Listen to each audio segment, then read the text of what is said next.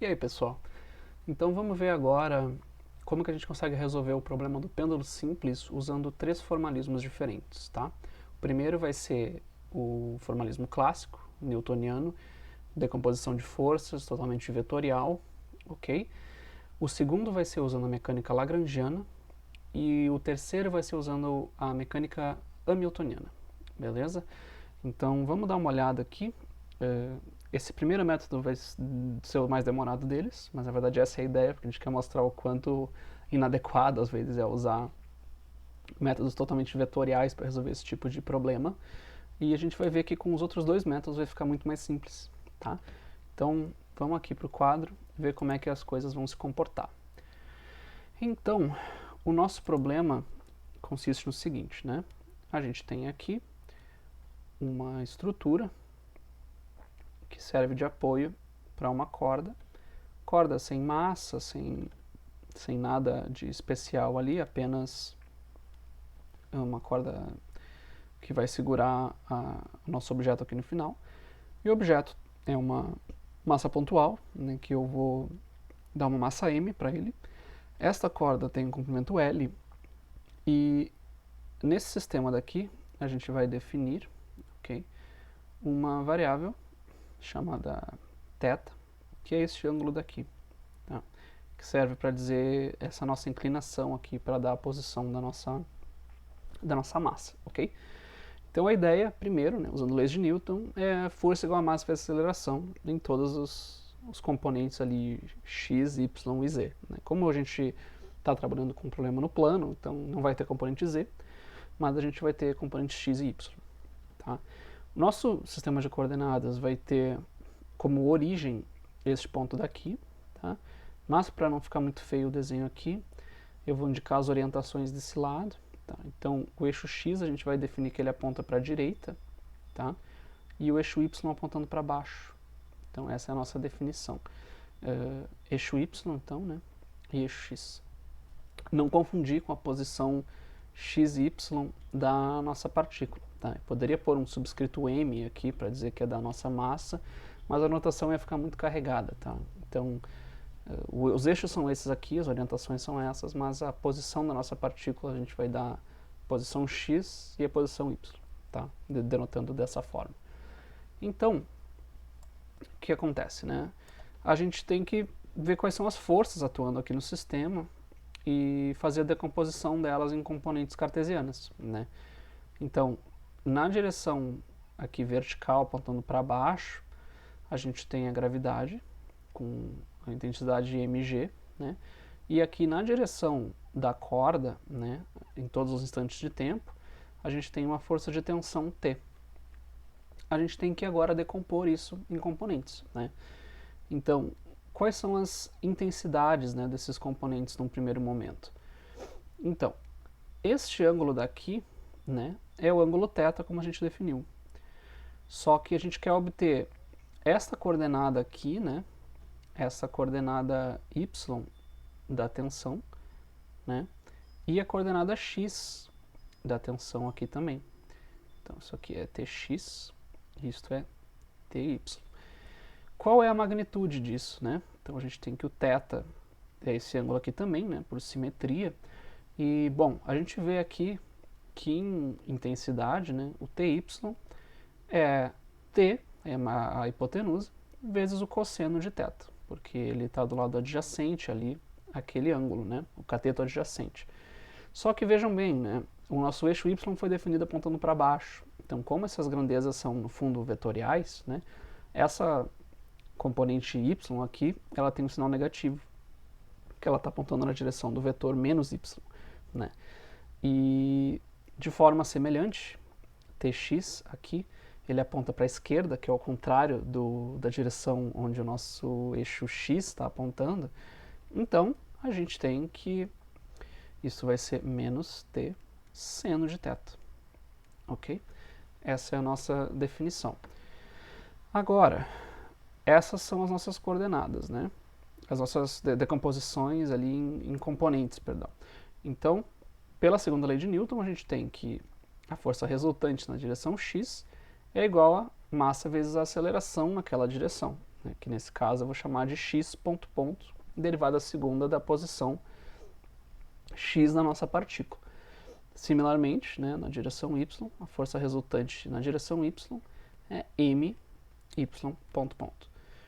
Então, na direção x, a gente não tem nenhuma parte da gravidade, então a gente só tem a tensão na componente x dela, né? Então, isso é a força resultante é menos t seno θ, e isso, portanto, tem que ser igual a mx ponto ponto. Aqui embaixo é um pouco diferente, porque a gente tem na direção positiva do eixo y, já que ele aponta para baixo, né? A gente tem mg, agora subtraído da componente y da tensão, que está apontando no sentido contrário. Então fica menos t cosseno θ. E isso é my ponto ponto. Agora, lembrando, né, x e y dependem de θ, né? Afinal, eles são a posição aqui da nossa massa, né? Então, como o θ varia no tempo, x e y também variam no tempo e dependem, na verdade, exclusivamente do θ, né? Porque uma vez θ sendo especificado, a gente sabe que o comprimento da corda é L, então a gente consegue descobrir quem é x e quem é y, tá? Então, só que aqui a gente tem essas duas equações, né? A gente tem θ em função de tempo e a tensão em função do tempo.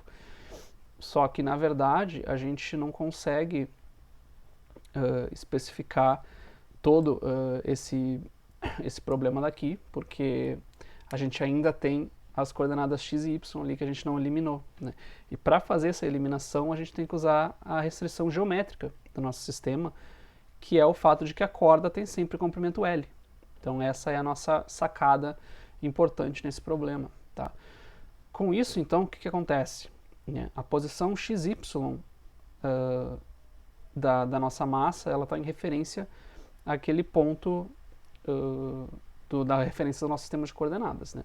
Então a distância da origem até a nossa massa corresponde exatamente à distância da ponta da corda até o final da corda, né?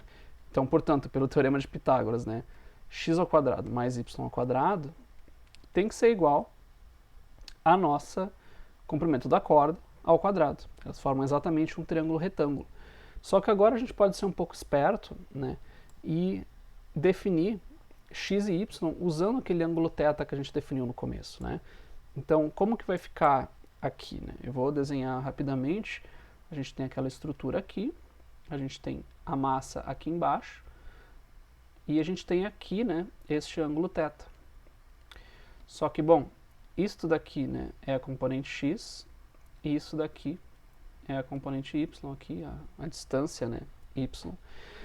E a gente quer expressar isso aqui em função de um raio, né, que a gente quer usar um sistema de polar, né, nesse caso.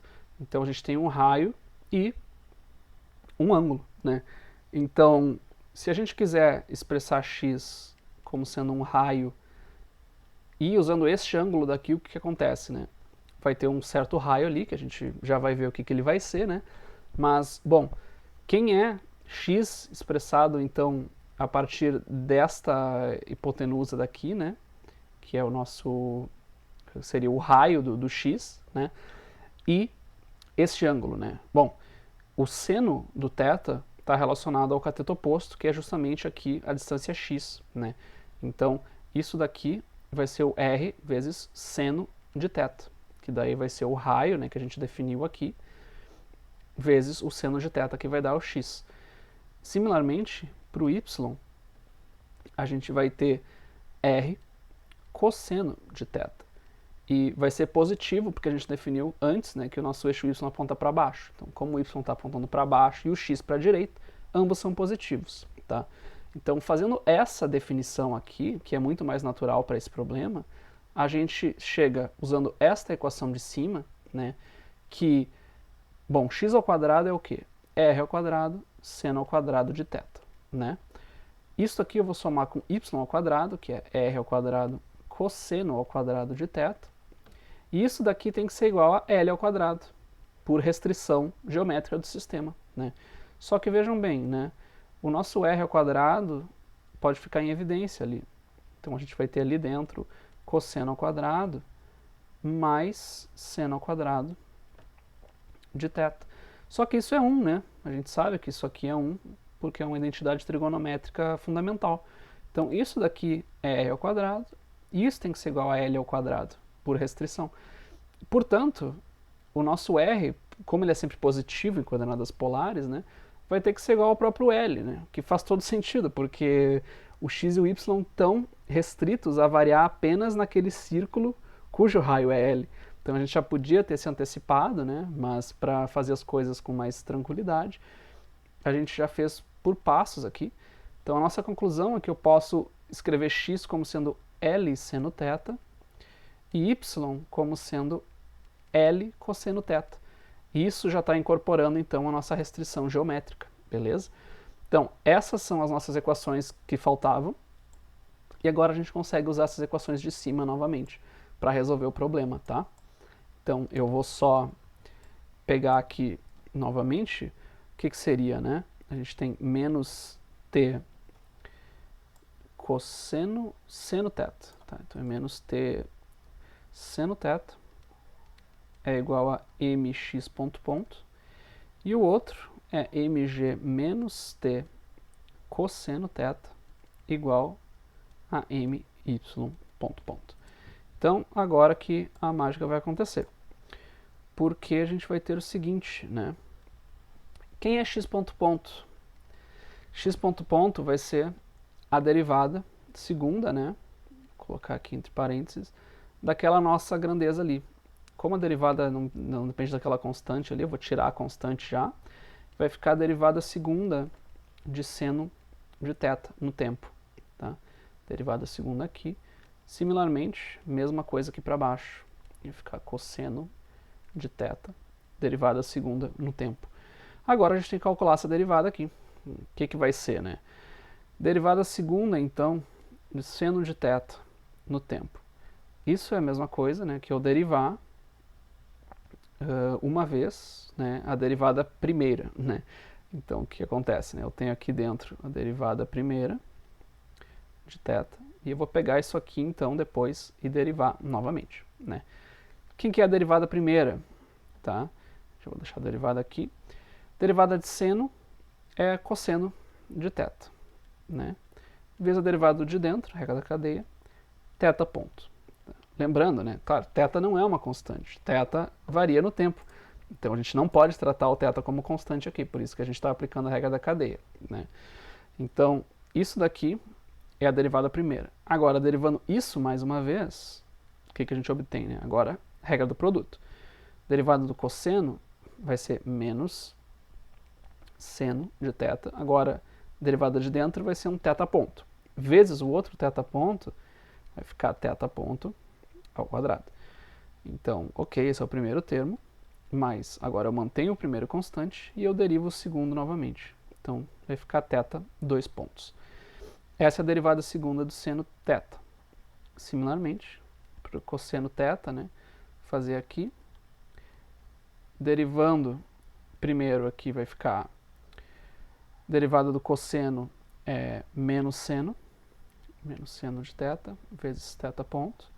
Agora a gente vai fazer de novo. Tá? Eu vou tirar o sinal aqui para não ficar muito complicado. Vai ficar agora derivada do primeiro, cosseno θ, vezes a derivada do de dentro, que vai multiplicar com o cara que estava ali fora já, mais seno θ, θ ponto ponto. Ok?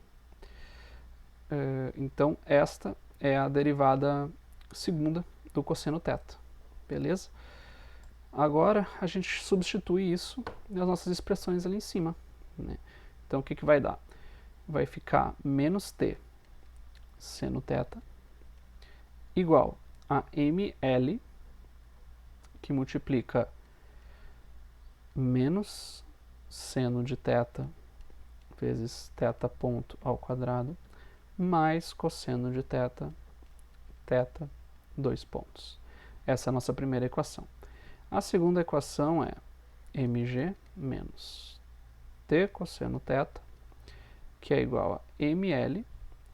Agora, tudo negativo ali, né? Eu vou pôr aqui dentro, fica menos cosseno θ, θ ponto ao quadrado, mais seno θ, θ, 2 pontos. Essas são as duas equações. Elas são equações não muito bonitas, né? Mas a gente vai notar que a gente consegue fazer um truquezinho bem interessante aqui. Notem o seguinte, que a gente tem t seno θ aqui em cima e t cosseno θ aqui embaixo. Então a minha proposta é, quem sabe a gente não multiplica aqui em cima pelo cosseno de θ e aqui embaixo pelo seno de θ. Por que isso? Porque daí a gente vai ter um t seno θ cosseno θ em cima e um t seno θ cosseno θ embaixo. E a gente vai conseguir subtrair uma equação da outra. Isso é uma coisa muito interessante para a gente. Tá? Então, o que vai acontecer aqui? Fazendo essa multiplicação, o que vai dar? Né? Eu vou ficar menos t seno θ cosseno θ igual a ml, agora jogando as multiplicações ali para dentro. Né? Vai ficar menos seno θ cosseno θ vezes θ ponto ao quadrado, mais cosseno ao quadrado de θ vezes θ 2 pontos. Perfeito? E agora no de baixo, né, a gente tem mg, que vai multiplicar aquele seno θ, menos t seno θ cosseno θ igual a, vou tirar aquele menos ali, ficar menos ml seno de θ cosseno de θ vezes θ ponto ao quadrado mais seno ao quadrado de θ vezes θ 2 pontos. Olha que interessante, a gente tem aqui em cima menos t seno θ cosseno θ e aqui embaixo menos t seno θ cosseno θ. E, melhor ainda, a gente tem aqui ml menos seno θ cosseno θ vezes θ ponto ao quadrado, ou seja, menos ml seno θ cosseno θ, θ ponto ao quadrado. E aqui embaixo, o que a gente tem? Menos ml seno θ cosseno θ vezes θ ponto ao quadrado. Então, esses caras são iguais e esses daqui também são iguais. Então, fechou todas, né? Se a gente subtrair uma equação da outra, o que vai acontecer? Estes dois termos vão se cancelar e estes dois aqui também vão se cancelar. E a gente vai ficar apenas com o quê? Vai ficar 0, né, menos mg seno θ do lado esquerdo. Agora, vai ser ml, fator comum ali, né, multiplicado por cosseno θ vezes θ 2 pontos, subtraído do que tem aqui embaixo, que também tem um sinal negativo. Tá? Então vai ficar somado com ml, ou seja, vai ficar aqui fora também, mais aqui dentro, né, seno ao quadrado de θ, θ ponto ponto. Agora a gente já pode começar a entender o que está acontecendo, né? A gente já vê aqui, se a gente puser isso como fator comum, né, o θ ponto vai ficar fora aqui, θ 2 pontos, na verdade, né? Vai multiplicar isso por cosseno ao quadrado de θ mais seno ao quadrado de θ. Isso é 1, né? Identidade fundamental da trigonometria. Então, isso é ml θ ponto ponto. Com isso, o que acontece, né? Só somando o mg seno θ nos dois lados da equação, a gente vai ficar aqui, isso é ml θ ponto ponto mais mg seno θ igual a 0. E para melhorar um pouquinho, deixar sem fatores aqui no θ 2 pontos, a gente divide tudo por ml, que vai nos resultar em θ 2 pontos mais g sobre l seno θ igual a 0. E essa daqui é a equação de movimento do pêndulo simples em função de θ. Beleza? Era isso que a gente queria chegar. Agora, né, a gente notou que foram 20 minutos, né, para fazer essa resolução. Então, a gente vai tentar procurar uma forma um pouco mais fácil, tá, de fazer isso, sem ter que decompor forças, se preocupar com um componente de força para lá, para cá, e mexer com vetores, etc., e aplicar aquelas leis de Newton ali, a segunda lei, e usar um método um pouco diferente, tá, que é o método, na verdade, da mecânica de Lagrange, que é o que a gente vai ver agora, tá? Eu não vou dar muitos detalhes sobre como a gente chega nessas coisas, a gente deixa isso para outro momento, mas eu quero mostrar mais o procedimento mesmo e mostrar como isso ajuda muito na resolução, tá? Então a ideia é a seguinte, né? A gente tem de novo o nosso sistema, né? Aqui, a estrutura prendendo a corda com a massa. Este ângulo ali, né? Este ângulo aqui é θ. Opa, probleminha aqui. Este ângulo aqui é o... Ah, selecionei a caneta errada. Eu ainda estou aprendendo a mexer nesse software aqui. Então a gente tem aqui o ângulo θ, né? Em relação a essa linha vertical. Este sistema aqui tem uma massa m e comprimento L da corda. O que a gente vai fazer agora é considerar o que a gente chama de lagrangiana, função lagrangiana, tá? Que nada mais é do que a energia cinética, que eu denotei por T, menos a energia potencial do sistema. É isso, é uma função escalar, sem vetores, sem nada. Basta a gente expressar a nossa energia cinética e a energia potencial em função de uma variável, de uma coordenada esperta, que essa é a mágica por trás desse método. Uma vez que a gente achou a coordenada esperta do problema, a gente tem tudo automático, tá? Então, qual é a nossa variável esperta? É o θ, porque dando o θ, a gente tem toda a informação do sistema, uma vez que a corda tem comprimento L. Então, se a corda tem comprimento L, a gente sabe a posição no espaço da partícula. Nesse sentido, aquela coordenada x e a coordenada y, que a gente viu antes, não era adequada, porque esse problema claramente tem uma simetria ali que fica mais legal em coordenadas polares, em vez de coordenadas cartesianas, né? Uma base cartesiana ali do sistema de vetores, né? Então, com essa variável θ, tudo fica muito simples. Então, o nosso objetivo é expressar as energias em função do θ.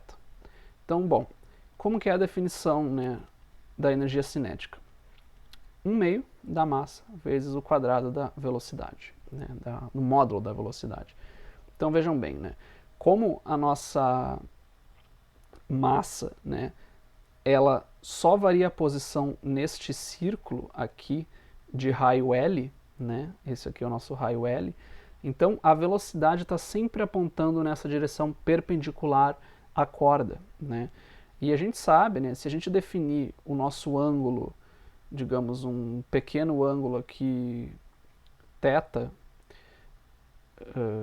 ou na verdade qualquer ângulo, talvez vamos colocar aqui o ângulo original mesmo, o ângulo θ aqui. Se a gente define o θ em radianos, a gente sabe que este comprimento daqui, esse arco de círculo, que eu vou chamar de S, tá? Ele é dado por S igual ao raio vezes o meu ângulo em radianos. Essa é a definição de um ângulo em radianos, basicamente, né? Isso se aplica aqui para qualquer pequeno comprimento, né? Então, o que isso nos leva, né? A gente sabe que a variação desse comprimento aqui vai ser, derivando os dois lados, L vezes θ ponto. E é isso, na verdade, que é a magnitude da velocidade, isso que importa pra gente, né? Porque se o θ ponto varia dessa forma, né? Tipo, se o θ está subindo, no caso, o S vai variar dessa forma daqui, se ele está diminuindo, ele vai variar dessa forma daqui, mas não se preocupando muito com o sinal, tá? Nesse caso daqui, a nossa velocidade vai ser exatamente o S ponto, porque o nosso corpo só varia nesse círculo de raio constante. A gente não tem mais nenhum componente da velocidade para qualquer lugar. Então, isso aqui, o módulo da velocidade, ok?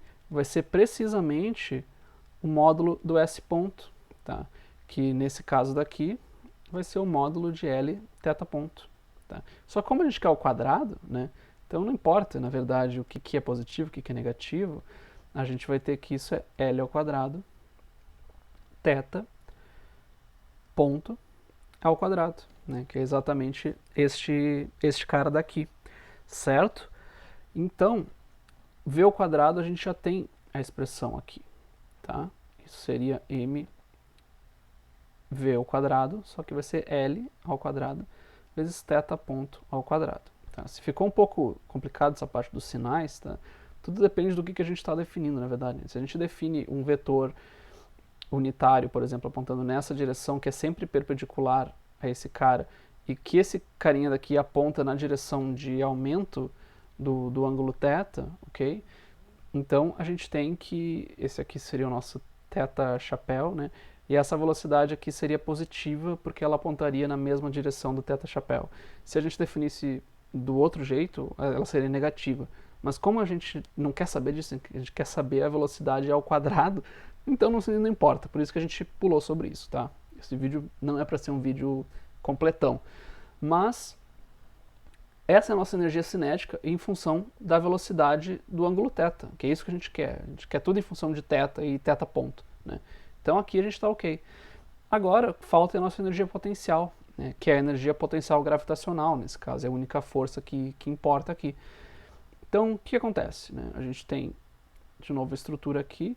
Se a gente definir o nosso referencial de altura, né, como sendo este daqui, se a gente define que a energia potencial é zero aqui, né, então, se eu chamo o meu eixo y apontando nessa direção, né, a energia potencial gravitacional, a intensidade da energia potencial gravitacional vai ser m vezes g vezes y, tá? Mas por que eu falei intensidade? Porque, na verdade, se a gente define o y apontando para baixo, então a energia potencial ela tem que ter o sinal trocado. Por quê? Porque, né, a energia potencial ela tem que, quando a gente se distancia da superfície da Terra, ela tem que aumentar, né? Quanto mais a gente sobe, maior a energia potencial gravitacional. Só que se o y está apontando para baixo, quer dizer que quando o y aumenta, né, ou seja, quando ele desce mais, já que ele aponta para baixo, a energia potencial também tem que diminuir, já que a gente não está subindo e sim descendo da superfície. Então, o sinal da energia potencial vai ficar trocado, certo? Com isso, a gente tem a nossa expressão da energia potencial em função de y, né? Só que a gente não quer isso em função de y, a gente quer em função de θ. Então, como é que a gente expressa em função de θ? Bom, a gente tem aqui o θ desse lado.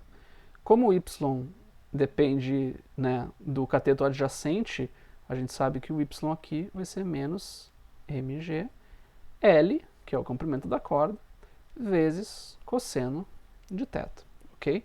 Nessa direção mesmo, né, porque o y, a magnitude dele é essa daqui, e ele vai apontar nessa direção, porque o y está apontando para essa direção também.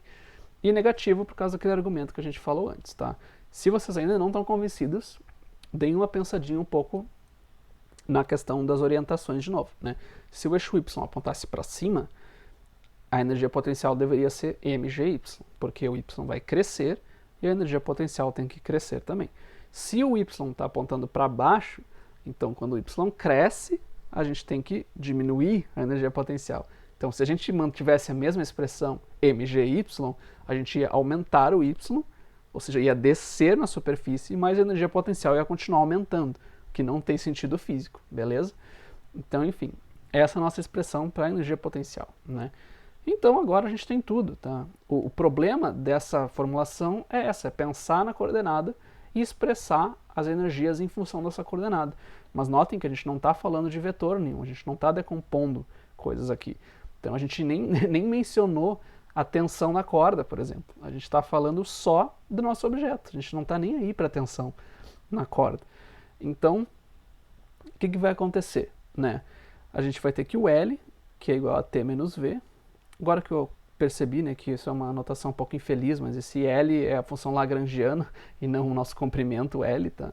Talvez se eu fizer aqui um L um pouco diferente fique mais claro, tá?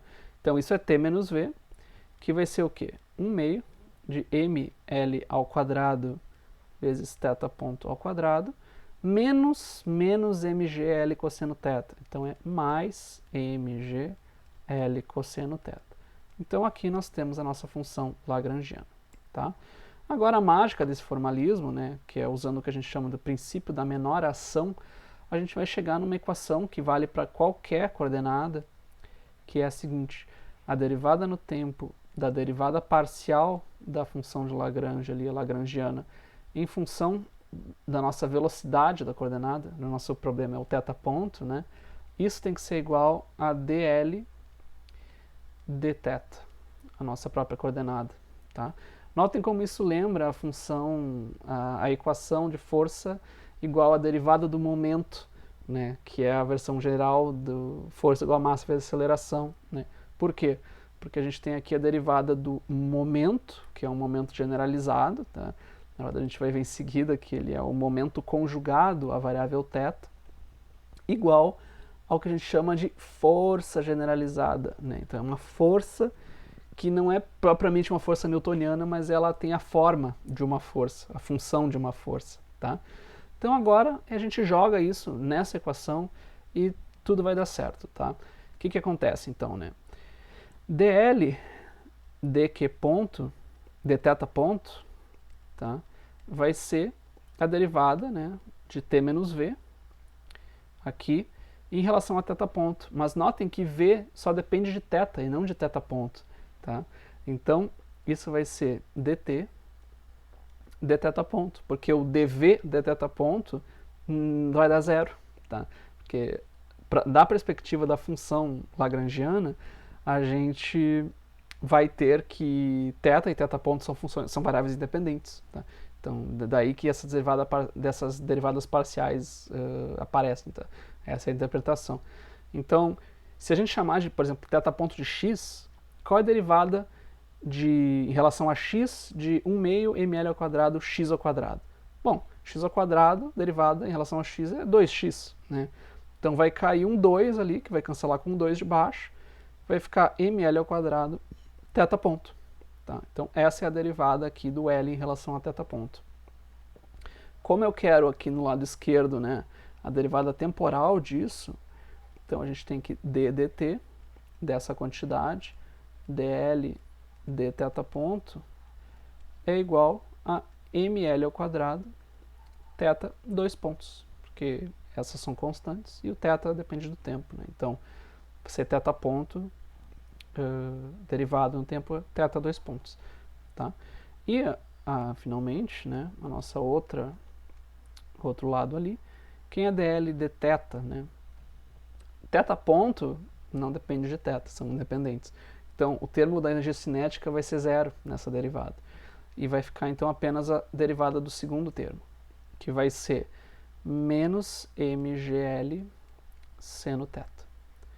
Tá?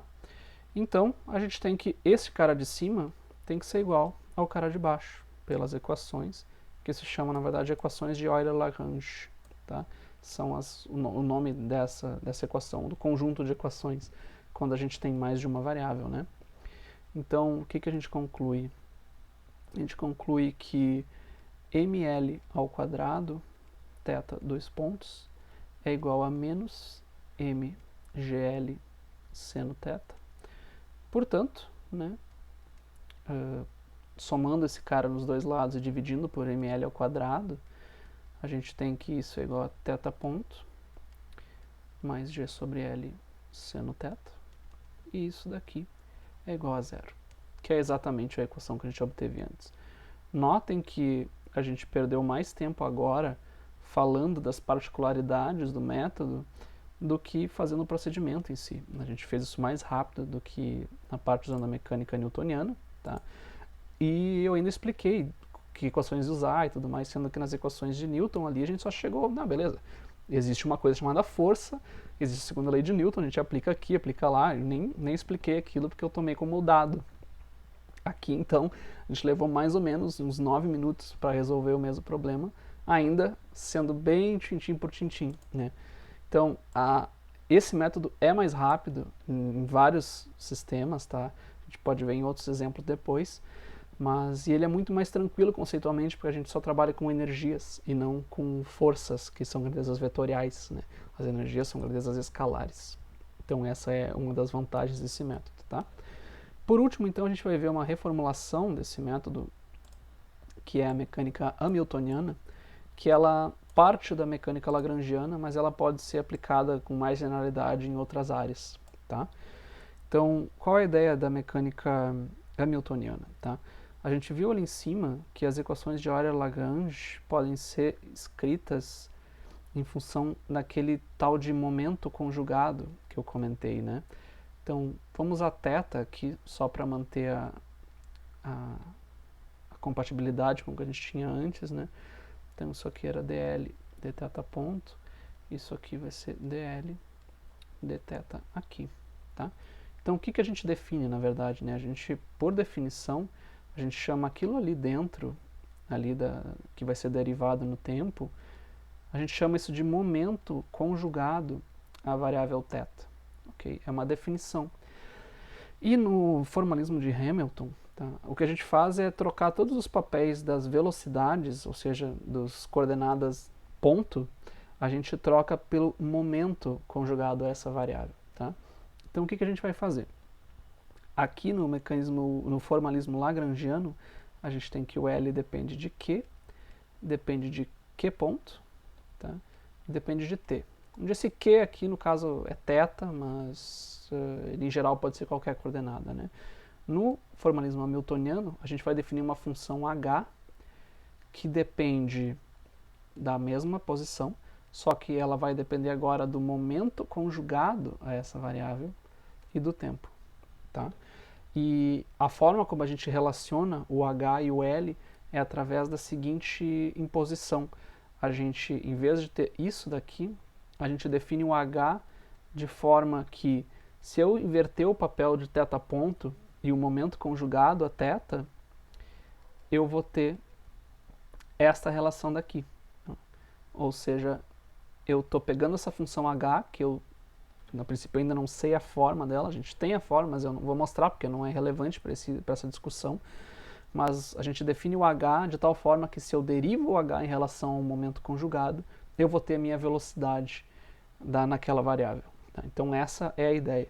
E a última peça do quebra-cabeça que a gente precisa é notar que, enquanto o lagrangiano, né, era igual a energia cinética menos a energia potencial, o hamiltoniano, nesses tipos de sistema, vai ser igual à energia total do sistema. Então vai ser igual a T mais V em vez de T menos V, ok?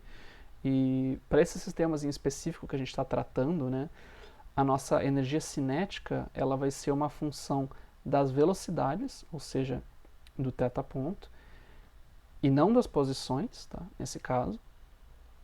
E o V vai depender apenas das posições e não das velocidades, tá? Essa é a nossa restrição. Até a energia cinética pode depender das posições, tá? Mas nesse nosso problema em particular não vai depender.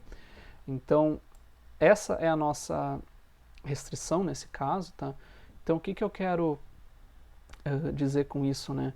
Porque, vejam bem, P de θ, né, então, era definido como o lagrangiano, aqui é derivada do lagrangiano em relação a θ ponto, só que como o lagrangiano era T menos V, e a única coisa que depende de θ ponto é a energia cinética, então é o termo T, então isso daqui, na verdade, é a mesma coisa que a derivada da energia cinética em relação a θ ponto, ok? Então isso é a parte importante para a gente. Por quê? Porque T, né, era 1 meio de m L ao quadrado θ ponto ao quadrado. Então quando a gente derivar isso em relação a θ ponto, vai ficar ml ao quadrado θ ponto. E a nossa relação, então, que é o que a gente quer inverter, né, tudo que era θ ponto vai ter que estar em função do momento conjugado, a gente vai ter que o θ ponto vai ser o momento conjugado em relação a θ dividido por ml ao quadrado. Então essa é a brincadeira toda, ok? Expressando então a nossa energia cinética original, né, que era o que? 1 meio de m L ao quadrado θ ponto ao quadrado, expressando isso em função do momento conjugado, né, o que vai ser? Isso aqui é m L ao quadrado. Agora, o θ ponto ao quadrado é o momento conjugado sobre L, ml ao quadrado, tudo isso elevado ao quadrado, né? Então, este cara vai ficar como? Vai ficar 1 meio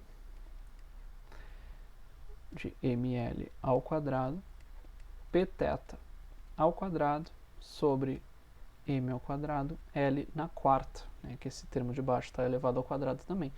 Então, este m cancela com um m daqui de baixo, e o L ao quadrado, vai cancelar aqui de forma a ficar L ao quadrado embaixo.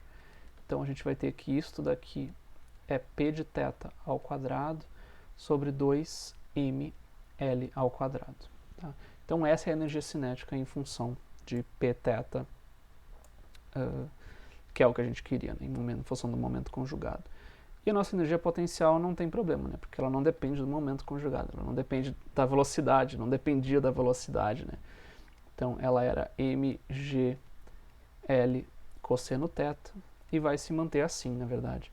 Então agora, quem é nosso hamiltoniano, né, é a energia total do sistema. Então vai ser o quê?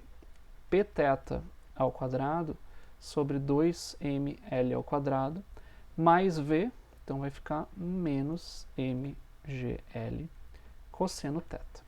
E da mesma forma ali, que eu magicamente tirei a equação de Euler-Lagrange da cartola, a gente vai, partindo do mesmo pressuposto, do princípio da menor ação, que a gente não discutiu, mas vai discutir em outro momento, a gente chega não em uma equação, mas em duas equações envolvendo o hamiltoniano. Tá? A primeira equação é uma das definições ali, né, do hamiltoniano, que é invertendo o papel do momento conjugado e das velocidades. Então essa aqui era uma das definições que a gente teve. E a outra, se a gente seguir o formalismo, tá, a gente vai ver que a derivada do hamiltoniano em relação à coordenada vai ser igual à derivada no tempo negativa do meu momento conjugado. Tá? Então essas são as equações de Hamilton que a gente vai ter que aplicar agora. Então vamos só fazer essa computação aqui. Né? A derivada do hamiltoniano em relação a Pθ, o que vai ser? Né? A gente tem dH dPθ. O segundo termo da energia potencial não depende do momento conjugado. Então, derivando como a gente fez antes, tá? Isso aqui vai ser Pθ sobre mL ao quadrado. Ok. Isso daqui, né, pela primeira equação, é igual à derivada da velocidade, a derivada da coordenada no tempo. Tá? E que isso, na verdade, a gente já tinha obtido antes, né, na verdade, na hora que a gente fez a inversão. E a outra coordenada, a outra derivada, no caso, né, vai ser dH sobre dθ, que vai ser a derivada ali daquele menos mgl cosseno θ. Né?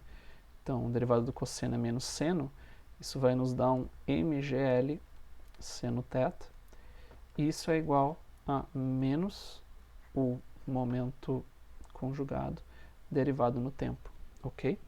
Então agora, daqui de cima, né, a gente obtém que Pθ é igual a ml quadrado θ ponto. Portanto, derivando os dois lados, né, Pθ ponto é igual a ml ao quadrado θ, dois pontos. Então, substituindo agora o Pθ ponto aqui embaixo, notando que esse lado é negativo, né, a gente pode somar um Pθ ponto nos dois lados, vai ficar então que ml ao quadrado θ dois pontos, mais mgl seno θ é igual a zero, e finalmente, dividindo ali por ml ao quadrado, a gente vai ter que θ dois pontos é igual mais g sobre l, né, seno θ, vai ser igual a zero, que é exatamente, né, que bom, é a mesma equação de movimento que a gente obteve ali antes. Né? Então a gente realmente conclui que, pelo menos para esse caso em particular, os três formalismos são perfeitamente equivalentes. Tá? Ficou um pouco redundante ali no final, né? Porque, na verdade, a nossa interpretação desses caras ali, do formalismo de Lagrange, formalismo do Hamilton, eles são derivados diretos um do outro. Tá? Então, a gente começou pelo de Lagrange, ficou um pouco artificial aquela troca para o formalismo hamiltoniano. Tá? Mas a gente poderia muito bem começar pelo hamiltoniano e fazer o caminho inverso. Tá? O ponto é, para problemas que são, em geral, que possuem restrições que não têm forças dissipativas, como forças de atrito, ou outras coisas mais bizarras ali que fazem os potenciais dependerem do tempo diretamente ou das velocidades em si. A mecânica de Lagrange e a mecânica hamiltoniana são muito superiores em vários aspectos, tá? Porque a gente trabalha só com os escalares. E a gente consegue fazer adaptações bem interessantes, e a mágica da mecânica hamiltoniana aparece, na verdade, quando a gente estuda mecânica quântica, né? Então, para a mecânica clássica, nesse tipo de problema, os três formalismos são perfeitamente equivalentes, né? Quando a gente tem coisas mais chatinhas, a gente às vezes tem que usar só o mecanismo newtoniano, formalismo newtoniano, mas para problemas teóricos, assim, mais talvez nível de partículas ou algo do tipo, a gente tem mais preferência pelo formalismo lagrangiano e o hamiltoniano, tá? Mas claro, todos os problemas têm suas aplicações específicas ali, então é bom saber que esses três métodos existem, tá? Mas eu acho interessante a gente resolver o mesmo problema usando os três caras, para primeiro ver como é complicado resolver aquele problema com as leis de Newton por primeiros princípios, né? A gente poderia muito bem fazer usando a lei de Newton na forma de rotação, tá? Mas para chegar nesse formalismo a gente teria que basicamente fazer tudo que a gente fez ali, tá? Então, começando nos primeiros princípios, é mais difícil fazer usando o formalismo do Newton, tá? E o resto ali a gente pode claramente fazer um vídeo mais detalhado sobre eles. Acho muito interessante a parte matemática, a parte filosófica atrás desses métodos também. Mas por hoje é isso, tá? Espero que tenham gostado do novo formato. Eu acho que é bem interessante. Vamos ver se a gente mantém assim ou se a gente volta para como era antigamente, tá? E é isso aí. Se cuidem, bons estudos. Até mais.